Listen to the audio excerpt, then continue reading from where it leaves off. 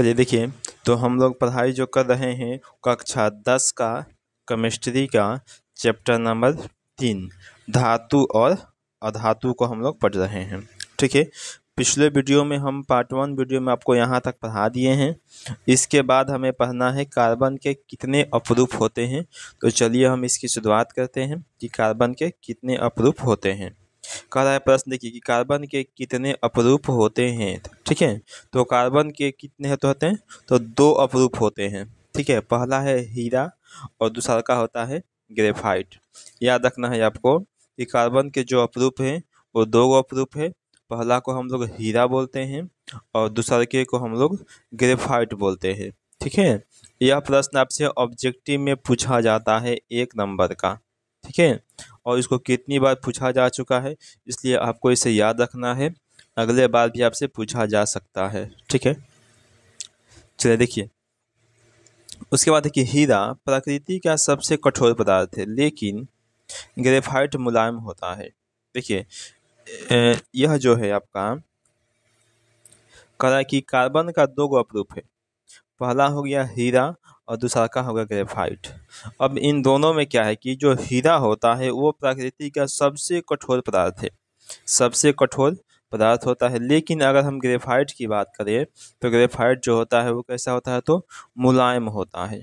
ठीक है, ग्रेफाइट मुलायम होता है, लेकिन हीरा सबसे कठोर पदार्थ है, प्रकृति का सबसे कठोर पदार्थ। ठीक है, आगे देखिए, अगला प्रश्न है कि उभयधर्मी ऑक्साइड क्या है। कह कि जो उभयधर्मी ऑक्साइड है वो क्या है, चलिए जानेंगे। कह रहा है कि देखिए कि वैसे धातु के ऑक्साइड जिनकी प्रकृति अम्लीय एवं क्षारीय दोनों होती है उसे उभयधर्मी ऑक्साइड कहते हैं, जैसे जिंक ऑक्साइड। ठीक है, देखिए कह रहा है कि मतलब धातु के वैसे ऑक्साइड जिसकी जो प्रकृति होती है, जो नेचर होता है, वो अम्लीय भी होगा और क्षारीय भी होगा। आपको अम्लीय देखने को भी मिलेगा और क्षारीय देखने को भी मिलेगा। तो वैसे ऑक्साइड को हम लोग उभयधर्मी ऑक्साइड कहते हैं, जैसे है आपका जिंक ऑक्साइड। ठीक है, जो जिंक ऑक्साइड है वो क्या है कि आपका उभयधर्मी ऑक्साइड है। ठीक है, चलिए आगे देखिए, आपके पास यहाँ पर है अधातु किसे कहते हैं। तो आप इसको लिख सकते हैं, हम आपको पीछे पहले पार्ट 1 में बता दिए हैं, तो इसका उत्तर हम आप अपने से लिख लीजिएगा, हम यहाँ पर छोड़ देते हैं। ठीक है, अगर जिनको नहीं आएगा तो आप हमें कमेंट कर दीजिएगा कि सर मुझे लिखने नहीं आ रहा है। ठीक है, तो हम आपको इसका भी उत्तर बता देंगे, लेकिन उम्मीद है कि आप लोग लिख लीजिएगा, क्योंकि मैंने पहले वीडियो में आपको इसको बारे में बता दिया है, धातु और अधातु के बारे में। अब देखिए यहाँ पे है कि अधातु के रासायनिक गुणों को लिखें। कि जो अधातु होते हैं उसके रासायनिक गुण क्या क्या है, हमें उनको लिखना है। ठीक है, तो लिखेंगे, देखिए कि अधातु के रासायनिक गुण निम्नलिखित है। पहला होगा अधातुओं के बाह्यतम कक्षा में H और He ठीक है, हाइड्रोजन और हीलियम को छोड़कर 4, 5, 6, 7 एवं 8 इलेक्ट्रॉन होते हैं। ठीक है, जैसे कार्बन हो गया। ठीक है, यानी कि अधातु जो हो गया वह हीलियम, हाइड्रोजन और हीलियम को छोड़कर बाकी जितना भी अधातु है उन सभी अधातुओं के बाह्यतम कक्षा में 4 से लेकर के 8 को इलेक्ट्रॉन होते हैं। ठीक है, चल देखिए आगे है आपका कि अधातु के ऑक्साइड प्रायः अम्लीय होते हैं, जैसे CO2 कार्बन डाइऑक्साइड। ठीक है, ये क्या होते हैं कि अम्लीय होते हैं। तीसरा का है कि कुछ अधातु के ऑक्साइड उदासीन होते हैं, जैसे H2O यानी कि जल हो गया। यह क्या है कि आपका अधातु है, लेकिन यह कैसा होता है, उदासीन होता है। आगे देखिए, चलिए आगे हमारे पास है कि अधातु प्रायः जल से अभिक्रिया नहीं करते हैं। ठीक है, कहेगा कि क्या अधातु जल के साथ अभिक्रिया करते हैं, तो नहीं करते हैं। ठीक है, चलिए देखिए अगला है हमारे पास 5 नंबर कि अधातु अम्ल से अभिक्रिया कर हाइड्रोजन को विस्थापित नहीं करते हैं, क्योंकि अधातु इलेक्ट्रॉन लेते हैं, देते नहीं हैं। देखिए कह रहा है कि जो अधातु होते हैं वह अम्ल से अभिक्रिया करके हाइड्रोजन को यानी कि विस्थापित नहीं करते हैं, हटाते नहीं हैं। क्यों?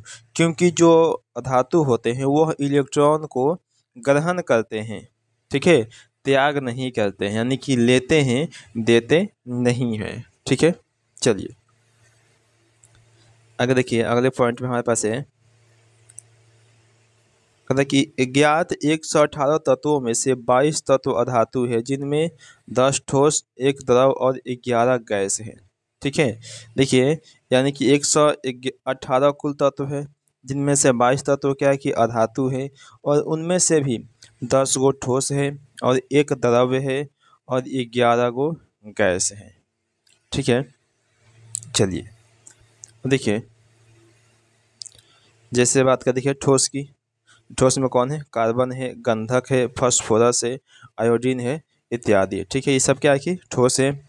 और गैस की बात करें तो हाइड्रोजन, ऑक्सीजन, नियॉन, ठीक है, ये सब क्या है कि आपका गैस है, हीलियम। चलिए अब देखिए अगर हम धातु और अधातु में विक्रिया करवाते हैं तो क्या बनेगा? आयनिक यौगिक का निर्माण होगा। ठीक है, और अगर अधातु और अधातु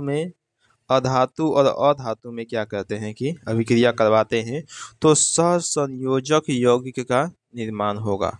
ठीक है, अगर देखिए अगला हमारे पास प्रश्न है, कह रहा है कि धातु और अधातु में अंतर भौतिक गुण के आधार पर लिखें।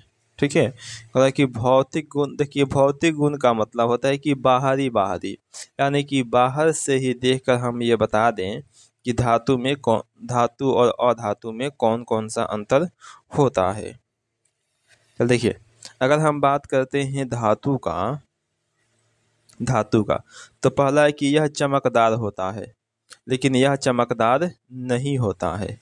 ठीक है, दूसरा क्या है कि यह आघातवर्ध एवं तन्य होता है, लेकिन यह भंगुर होता है। भंगुर कहें तो अगर अधातु को पीटेंगे, मारेंगे हथौड़ा से तो टूट जाएगा, लेकिन ये धातु जो है वो नहीं टूटेगा। ठीक है, ये क्या होता है, ये यानी चोट सह सकता है और ये लंबल सकता है। ठीक है, तीसरा क्या है कि यह विद्युत का चालन करता है। धातु की यह विद्युत का जो है चालन करता है, लेकिन यह विद्युत का चालन नहीं करता है। कौन नहीं करता है? तो जो अधातु होते हैं वह उसमें विद्युत का प्रवाह नहीं हो सकता है, लेकिन धातु में विद्युत का प्रवाह होता है। ठीक है, अगर देखिए अगर कि यह ऊष्मा का चालन करते हैं, जो धातु होते हैं वह ऊष्मा का चालन करते हैं, लेकिन यह ऊष्मा का चालन नहीं करता है। कौन है? तो यानी कि जो अधातु होता है वह ऊष्मा का चालन नहीं करता है, इसमें ऊष्मा का चालन नहीं होता है। यह गलनांक इसका गलनांक उच्च होता है एवं इसका गलनांक क्या होता है कि निम्न होता है, यानी कि यह अधिक टेम्परेचर पर गलेगा और ये बहुत ही कम टेम्परेचर पर गल जाएगा। समझे? चलिए अब देखिए आगे हम समझते हैं कि धातु और अधातु में अंतर लिखिए रासायनिक गुण के आधार पर। ठीक है, अब हम क्या कहते हैं कि रासायनिक गुण के आधार पर धातु और अधातु में अंतर लिखते हैं। वो अभी जो हम पहले लिखे वो था भौतिक गुण के आधार पर, और अभी हम समझेंगे रासायनिक गुण के आधार पर। चलिए देखिए ये हो गया धातु और ये हो गया आपका अधातु। लिखेंगे यह विद्युत धनात्मक होते हैं और यह जो होता है विद्युत ऋणात्मक होता है। ठीक है, अगर देखिए यह धातु के ऑक्साइड प्रायः क्षारीय होते हैं, लेकिन अधातु के ऑक्साइड प्रायः अम्लीय होते हैं। ठीक है, जो धातु के ऑक्साइड होते हैं वो क्षारीय होते हैं और जो अधातु के ऑक्साइड होते हैं वो अम्लीय होते हैं। अब देखिए 3 नंबर, धातु के ऑक्साइड जल से अभिक्रिया करके क्षार बनाते हैं। देखा कि जो धातु के ऑक्साइड हैं वो जल के साथ अभिक्रिया करता है और अभिक्रिया करने के बाद क्षार बनाता है। तीसरा क्या है कि धातु के ऑक्साइड जल से अभिक्रिया करके अम्ल बनाते हैं। और इसमें तीसरा क्या है अधातु में कि यह जो अधातु के ऑक्साइड है वह जल से जब अभिक्रिया करेंगे तो क्या बनाएंगे? तो अम्ल बनाएंगे। ठीक है, अब देखिए चौथा नंबर, धातु अम्ल से अभिक्रिया करके लवण और हाइड्रोजन गैस बनाते हैं।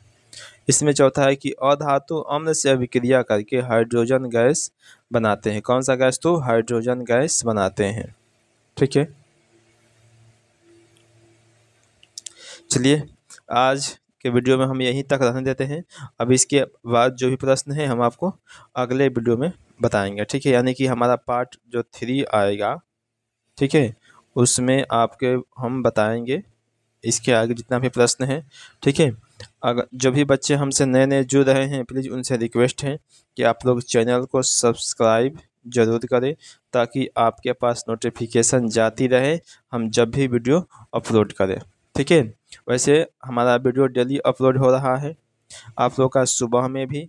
ठीक है, देखिए सुबह में क्या चल रहा है, तो अगर हम बात करें सुबह का, ठीक है, तो सुबह में हम आपको केमिस्ट्री पढ़ा रहे हैं। ठीक है, केमिस्ट्री